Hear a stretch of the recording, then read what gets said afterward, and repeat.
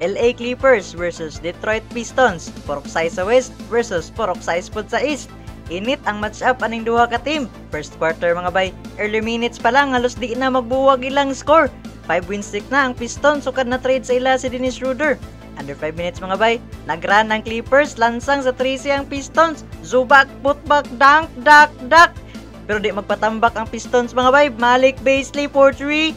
Buwak na human ang first quarter, 17-23 ang score. Second quarter mga bay, nisamot kainit ning duwa Under 6 minutes, James Harden for 3. Buwak, lamang na sa dang Clippers. Pero di magpabili ng ilang lamang mga bay, kay permi na itubag ang Pistons sa ilang score. Hantod second supply mga bay, Cunningham for 3. Buwak, lamang na sa dang Pistons, 49-51 na human ang first half. Third quarter mga bay, same rhythm ragyapon ang ilang duwa. Di gihapon maglayo ang ilang score pero under 5 minutes, James Harden for 3. Ay, alley-oop pass man di ay ni. Jones alley-oop, dunk. Pero under 1 minute mga bay, nice inbound pass si Schroeder para kay Thompson. Dunk. Lansang 75 ang Clippers. Dayon Stewart mga bay, nice pass para kay Tobias Harris. Dunk na sad. Hantod last seconds mga bay, Dennis Schroeder na sad. Nagpaapas pag finger roll layup.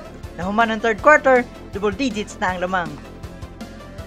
Fourth quarter mga bay, hinahinay o gaginod ang score sa Clippers. Hantod under 7 minutes, Kofi running layup, may foul pa. Baba sa 4 points ang lamang sa Pistons. Pagabot og 2 minutes mga bay, Malik Beasley clutch 3 for 3. Buwak, pero si Bogdanovic mga bay, for 3 sad para sa Clippers.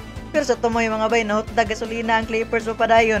97-106 ang score, daog ang Pistons.